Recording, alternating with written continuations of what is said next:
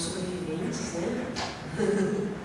A gente vai apresentar um trabalho aqui a 4 mãos, porque já há algum tempo essa parceria vem se desdobrando, né, entre universidade e município, e aí eu quero contextualizar para vocês um pouquinho sobre as condições, então, né, em que foi formulada essa apresentação.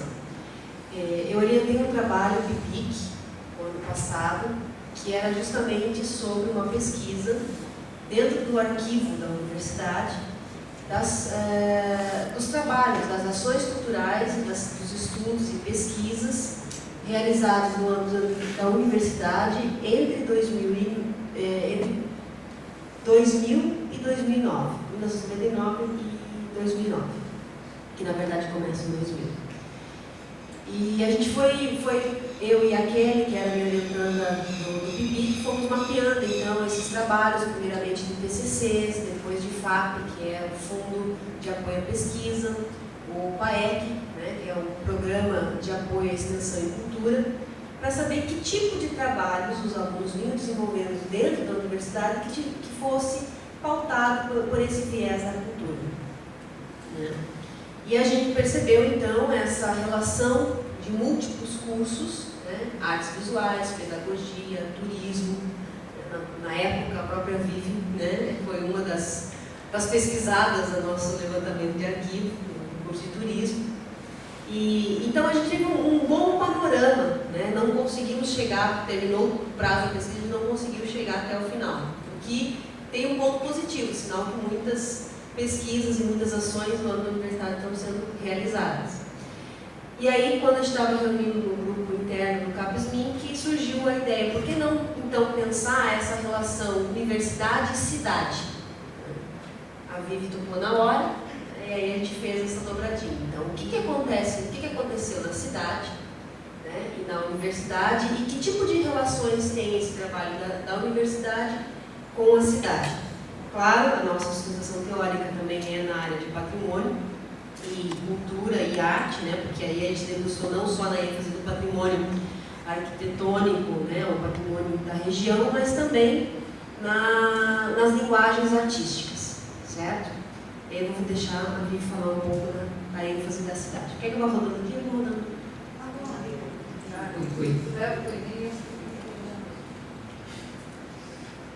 Boa tarde. Vamos falar um pouquinho sobre Canoinhas. A economia de Canoinhas, inicialmente, era baseada na extração de erva mate e madeira. Atualmente, é também da madeira, mas através do reflorestamento e da agricultura.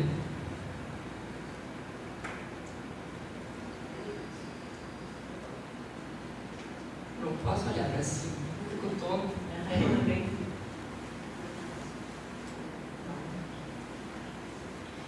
Está localizada no Planalto Norte de Santa Catarina. Canoinhas foi fundada em 1911, é colonizada por imigrantes alemães, ucranianos, italianos, poloneses e japoneses que se encontraram com as belezas naturais e com o clima serrano da cidade e deixaram como herança uma cultura muito rica. Vamos fazer uma parte, tá? A gente vai fazendo uma parte. Essa relação, então, de universidade e cidade, um dos primeiros trabalhos que a gente realizou foi justamente os percursos da cidade, né, dentro da universidade.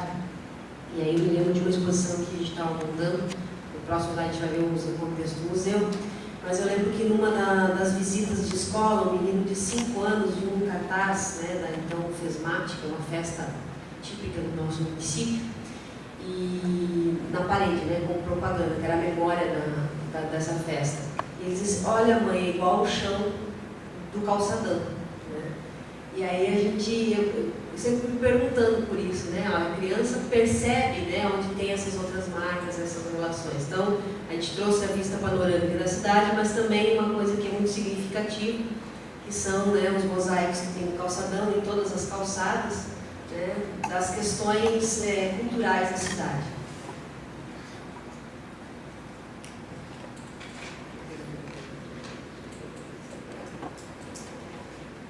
Quer comentar? Canoinhas e seus aspectos culturais. Nesta edificação encontra-se a biblioteca pública do município, na parte de cima, no primeiro andar, arquivo histórico do município, na parte inferior está a administração da Fundação Cultural e o Museu Histórico, que será reaberto em dezembro desse ano. Então,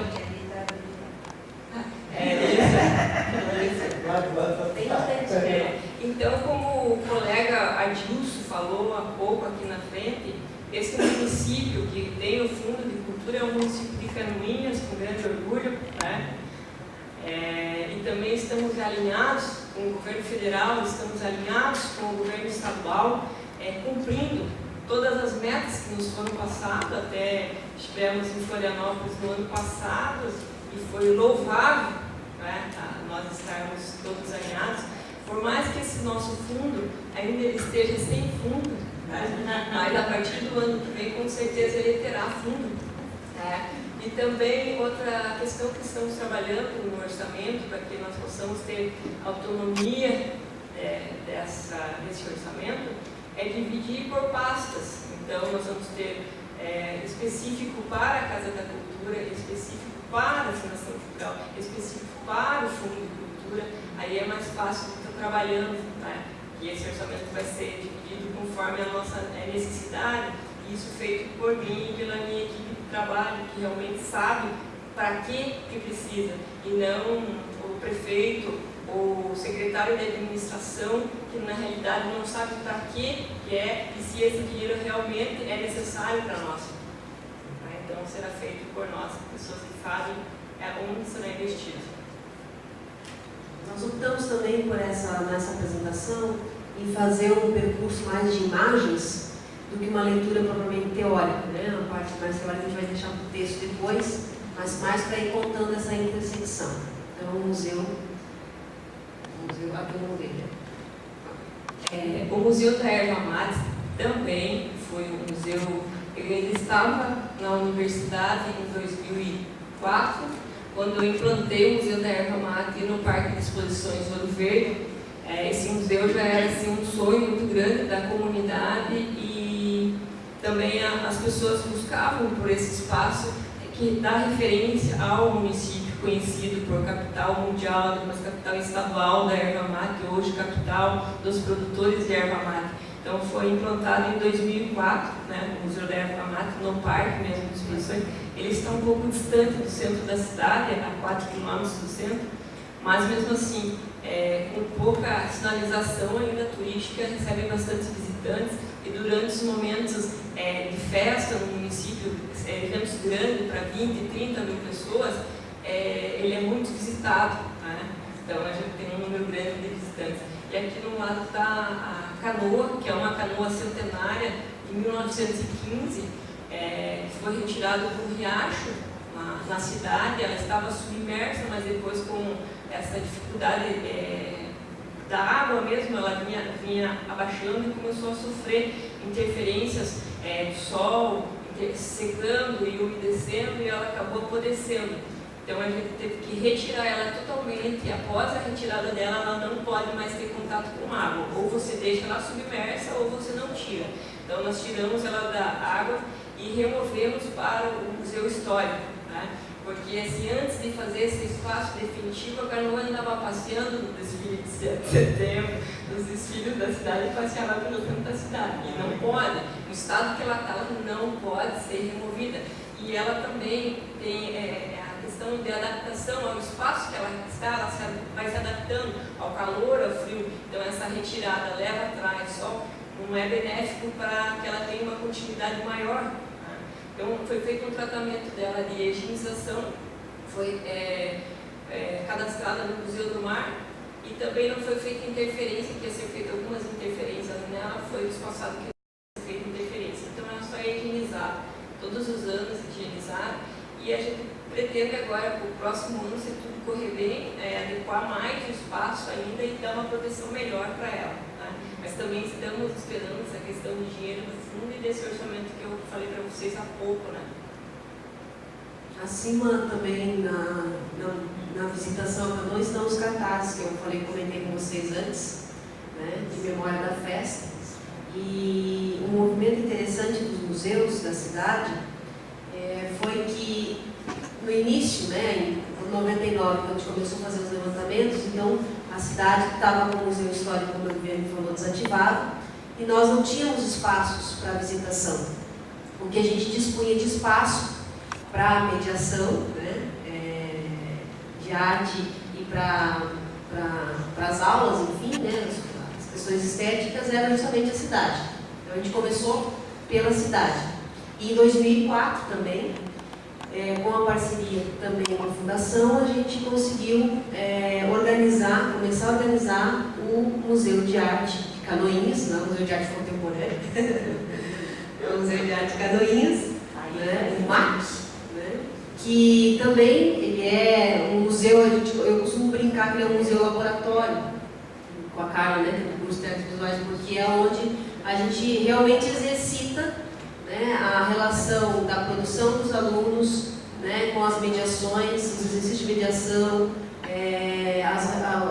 o processo de leitura de imagem, o grupo de estudos do Arte na Escola também, né, funciona vinculado ao museu. E a gente tem um acervo, como a gente não tem uma sala de reserva técnica, o nosso acervo é um acervo itinerante. Então, é o acervo que pertence à Fundação Municipal de Cultura e o acervo da Universidade do Contestado.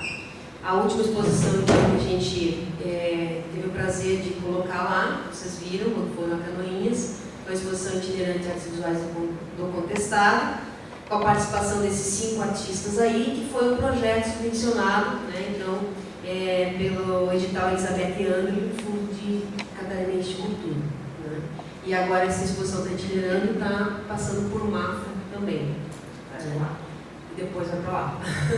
Então ele é uma exposição itinerante, mas também justamente com o projeto, com a realização do projeto, foi possível vincular essas obras ao acervo do MAC. Então, aos poucos, a gente vai formando esse acervo do museu. Como eu disse para vocês, os espaços que a gente dispunha antes eram os espaços da cidade e os espaços da universidade, né, que foram sendo... Esses com acesso à site. Pode ir mais um. O espaço da cidade, né, e a universidade. Então, à medida que os trabalhos de conclusão de curso, né, iriam sendo terminados, finalizados, né, eles passavam a fazer então parte do espaço arquitetônico da universidade. E aí, como nós não tínhamos museu antes, a visitação se dava então nesses espaços.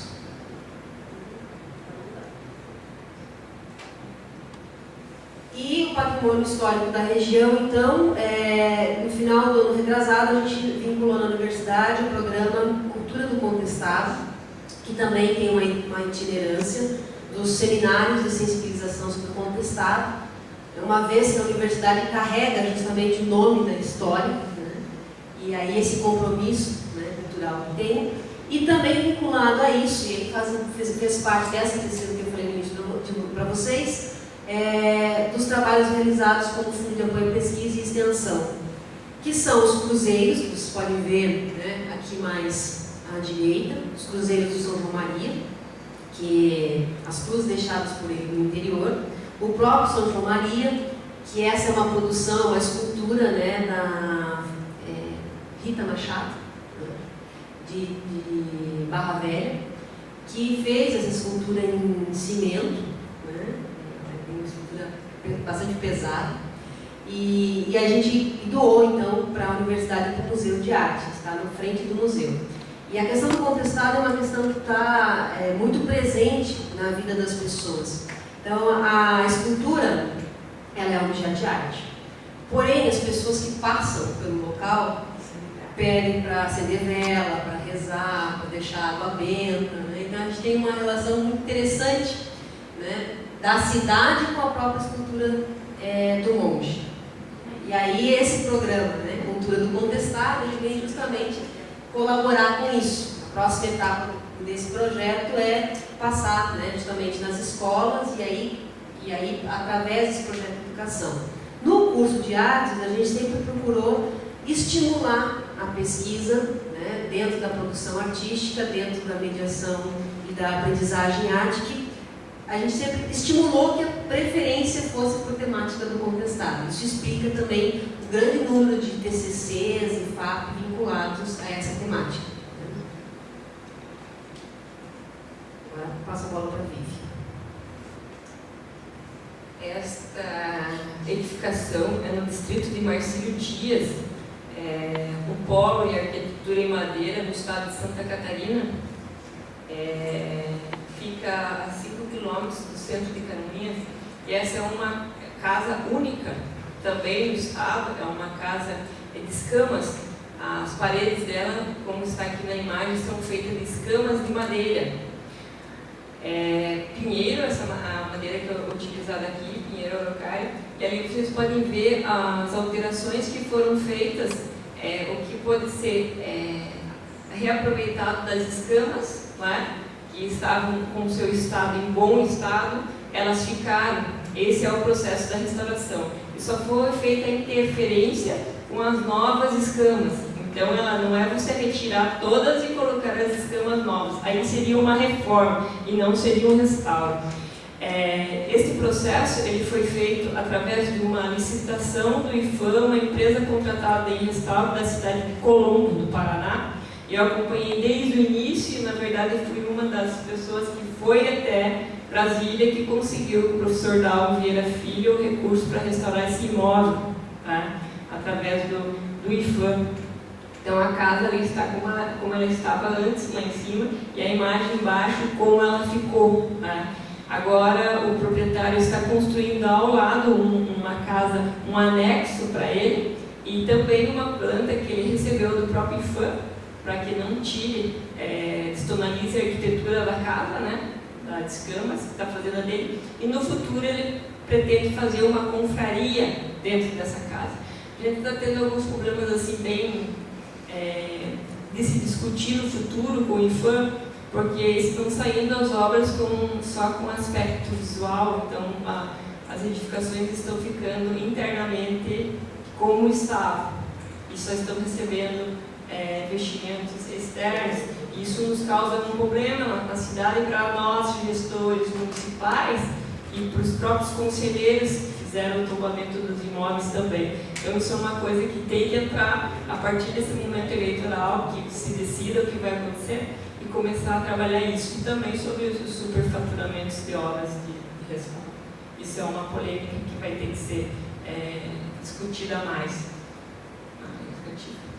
E a imagem, então volta um pouquinho, a imagem abaixo aqui na direita é justamente um projeto, que foi primeiro um projeto de pesquisa, FAP, do Onésio de Oliveira, que foi me orientando, depois um projeto de extensão, de visitação à casa de escamas que ainda estava no estado primeiro, né?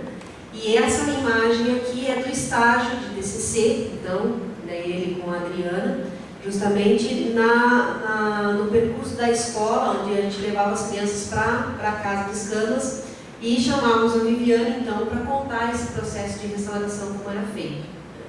Para nossa surpresa, muitas crianças que nasceram ali na região e moram praticamente ao lado da casa de escamas não conheciam a história da casa de escamas. Então, a gente procura, muito assim, estimular justamente isso, falaram ontem, lembraram Tolstói, para falar do mundo, fale da sua aldeia, e a gente procurou rezar por essa cartinha, e fazer essa lição de casa justamente para que as crianças pudessem conhecer. Pode passar o próximo. E esse mesmo projeto, então, dessa mesma dupla de alunos aí, também criou um dos projetos de estágio, também fizeram sobre a Casa Amarela.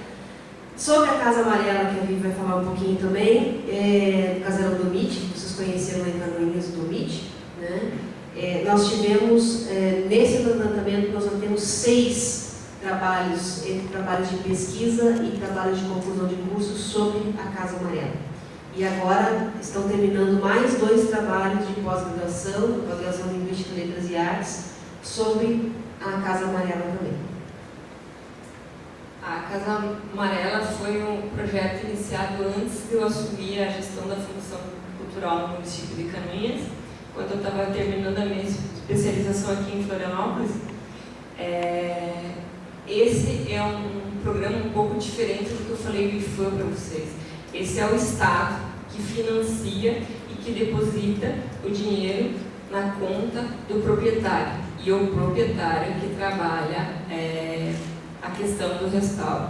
Mas tem que estar acompanhado da Fundação Catarinense de Cultura, com arquitetos que são responsáveis pela obra, né? Então, na época, a Andréa Dalgrande, que foi conosco, e quando o Dumitru me chamou e apresentou para ela, ela falou: então agora eu fico mais tranquila, porque ele é quem sabe o dinheiro e poderia contratar quem ele quisesse. Quando ele me apresentou para ela, ela disse: agora eu vou deixar de vir com mais frequência aqui e vou vir só nos finais do projeto. E mesmo ele sendo engenheiro civil, a gente discutiu muito a questão da casa, porque desde a questão de uma troca de calha, onde não tinha mais como utilizar aquela calha, a calha é uma calha redonda, toda da época, ele trocou, buscou uma calha quadrada e colocou. Quando eu cheguei, eu vi e disse: não, esse não vai passar, quer tirar já? Não vou tirar.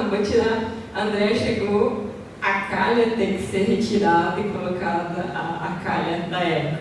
Eu só olhei para ele, porque eu falei antes, né? Os testes de pigmento nas paredes também nós fizemos, e veio a empresa de Sumaré, de São Paulo, específico com os técnicos para chegar mais próximo ao amarelo original, e fez a tinta que hoje se chama amarelo do MIT. Então a tinta tem a cor e o nome do casarão, amarelo do MIT, né? A gente conseguiu chegar ao mais próximo possível. Então, os fundos que foram repassados, ali os testes de tinta que foram feitos, todas as janelas foram retiradas e recolocadas. Quando você vai trabalhar na questão do restauro, você tenta, assim, o mínimo possível interferir na obra para que seja feito um restauro adequado. Se você começar a fazer interferência, você está fazendo reforma, né? Então, o quanto você puder usar aquele material original, você vai usar. Tá? Vai estar usando aquele material. E a foto que o Domit está fazendo a mediação ali, então, é justamente uma visitação que a gente fez com a turma de pós-graduação em gestão pública, né? A Viviane acompanhou também para falar sobre isso. E acho que acabou o nosso tempo. Só para mostrar para vocês também, então, o Museu de Três Barras, que foi o primeiro acervo que a Viviane organizou, vou falar rapidamente, esse foi o primeiro trabalho do ano de 99, início do pré-projeto da pesquisa 97 e 99 foi o primeiro trabalho de montagem, implantação e abertura do Museu em Três Barras. Então, não ficamos só na cidade de Canoinhas, trabalhamos os municípios em torno, né, do município. E nesses espaços tem também trabalhos dos alunos de artes expostos, na outra parede que a gente não conseguiu recuperar a foto, né? Em todos eles, a partir desses patrimônios que a gente falou. Então, nosso e-mail, né? Aí, e obrigada. Desculpa pela tempo.